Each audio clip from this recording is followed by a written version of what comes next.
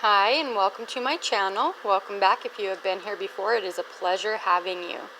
Today we are going to take a look at, they're called Karma cards by Monte Farber. They did come in like a little portfolio type box that like it opened up like a 3-ring binder almost, and then the cards went in this and they slid down, and then the book, you like opened the back of it and slid it into the side. And I didn't want to mess with that really for these, so I just put that in a storage box, and so I just have the card box and the book. So they say karma cards on them, but they're not karma in the sense that you and I would be like, I want to look at like past life karma, or I want to look at karma that I've accumulated in this life. And that's actually what my intentions were when I ordered these. That's what I was looking for, was they were cards that I could look into stuff like that. And then I got these, and I started reading the book, and with these you have to read through the whole book because there is a system to these, okay?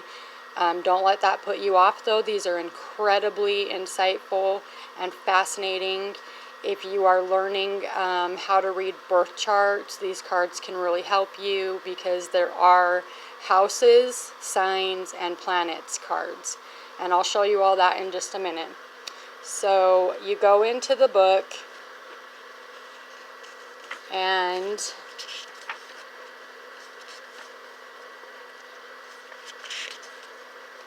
there's an introduction.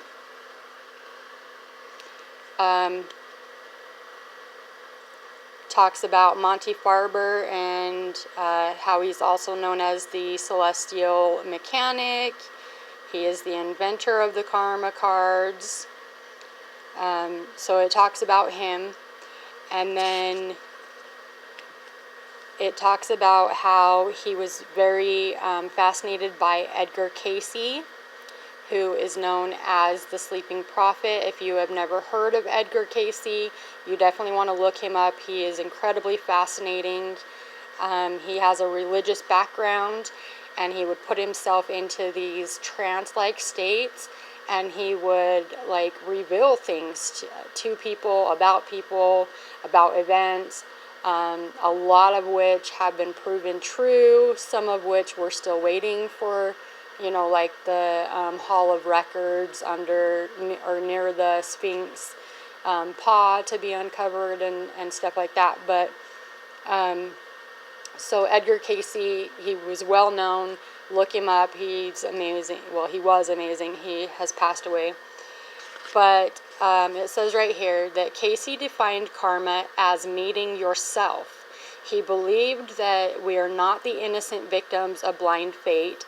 We are merely in contact with experiences that we ourselves have decided we should undergo in order to fully explore our potential. And another thing about Edgar Cayce was like he would be in these trance-like states, and he would be talking about reincarnation and stuff like that, and then he would come out of the trance and he would listen to the recording, and he would be like, wait, I don't believe in reincarnation, like what is going on here? So he really wrestled in his own belief system, and then with what spirit and whatnot were telling him. So he is very fascinating. You should look him up. These cards are very fascinating. They're very well put together. So here it goes over how to use the karma cards. I'm going to try my best to explain this. You really have to read the book to get the full potential of these wonderful cards. But so before I go further into the book, I need to kind of show you. So there's planet cards. There is signs cards. And there is houses cards. And when you flip them over like this, which is how you would pull them, So you see across this top part, it's in blue, and across the bottom, it's in red. The blue is the outcome that you're asking for. And then if you want the action you need to take, you flip them upside down like this and you read the action. So like for the 12th house in Pisces, South Node, you would read your faith, spirituality to ultimately experience. There will not be, but they're in a specific order, and you learn that in the book. So then they actually make sense of what it is that they should say. But that's the kind of fast gist of how you should use these. Like I said, if you are reading birth charts, these are great because you can pull a house, a sign, and a planet, and you can go over your birth chart in sections like that. So it talks about how to interpret your actions. It talks about how red is the action, blue is the outcome. There are yes and no cards in here, and it talks about that in the back.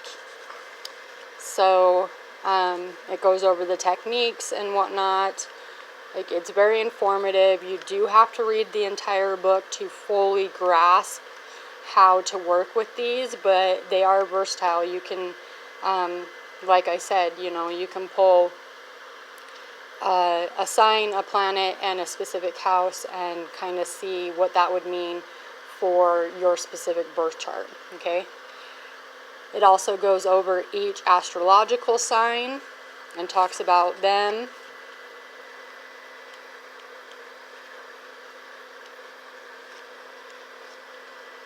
And it goes over the planets, talks about them. It goes over the houses, and it gives charts so you can break them down in your birth chart. So I found these to be pretty helpful when I was first learning to really dive deep into my birth chart. So the secret in the back is that you can get yes, no, maybe answers from these cards as well. And then there's just further reading tips, acknowledgments, and using the karma cards to understand your personal astrological horoscope. I can talk, I promise. And then it talks about the author. So these are very fascinating cards. They are a little bit more complex, so I highly recommend them. But just so you know up front, there is learning involved with these. They are very beneficial. Like I said, if you are learning about interpreting and reading birth charts, these are very helpful. They helped me quite a bit. So let's look at the cards. They are fairly big, but there's not a whole lot of them. Here's the backs of them, and they indicate whether it's a planet, a sign, or a house. So these ones are all the planets. Here is the sun, and remember the blue is the outcome, the red is the action that needs to be taken. So that's why there's 2 on each card. You have to flip it like that, whether you want the outcome or the action to take. There's Venus, Mercury, Mars, Jupiter, Saturn, Uranus, Neptune, Pluto, the North Node, and the South Node. And then here's the signs. We have Aries, Taurus, Gemini, Cancer, Leo, Virgo, Libra, Scorpio, Sagittarius, Capricorn, Aquarius, and Pisces. And you do have to match up when you're laying them out, you do have to match up like the red ones with the red ones or the blue ones with the blue ones. You can't intermingle the two. And then we have the houses. So first house, second house, third house, fourth house, fifth house, sixth house, seventh house, eighth house, ninth house, 10th house, 11th house, 12th house. So just to give you an example of how I would lay these out, so I would do, let's see here, we need Scorpio,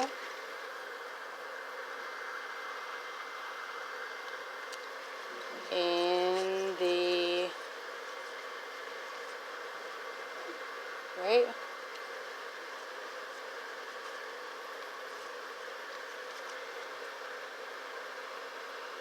Yeah. So Scorpio in Saturn in my fifth house.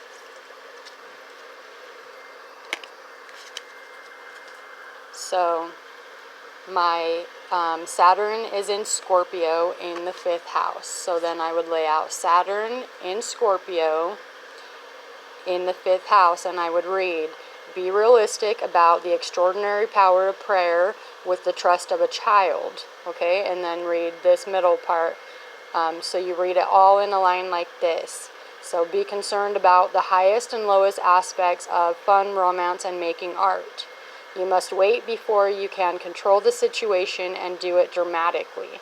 So that is the action that goes along with it. If I was looking for the outcome, then I would flip them like this in that same order. So Saturn in Scorpio in the fifth house, and I would read it like this: the maturity that brings purification to resurrect the power of love. And then caution regarding the secrets of investment, gambles, and other games. Limits imposed resulting from the power of your creations. So that's how you are taught in the book how to use the cards. You can also, like I said, like have them up like this. My Saturn is in Scorpio in the fifth house. I'm learning about my birth chart, and then have your birth chart sitting like this. And so you're kind of getting an idea, okay, what is Saturn in Scorpio in the fifth house? What is that? And so these are really beneficial extra tool to have when learning to interpret birth charts. Like I said, they do have their own system though, so you really have to read the book and learn the system to get the full appreciation of these cards. I'm sorry, I probably didn't do it justice explaining it, but I mean it is kind of technical, and I don't think you want to sit here and listen to me read the entire book to you and explain it all, but that is the big gist of it. So I do highly recommend these, but so you are aware up front, there is learning involved. You do need to read the entire book. There are many benefits to these cards. So these are the Karma cards from Monte Farber. They are awesome. I do highly recommend them. So, thank you for watching. Please like, share, and subscribe. Comment below what you thought about these cards. Have you ever seen these before? Let's put that up there so you can actually see it. There you go. Have you actually seen these before? Do you have these, and have you worked with these? What ways have you used these cards? I do recommend them. They are highly beneficial. So thanks again, and you have a wonderful day.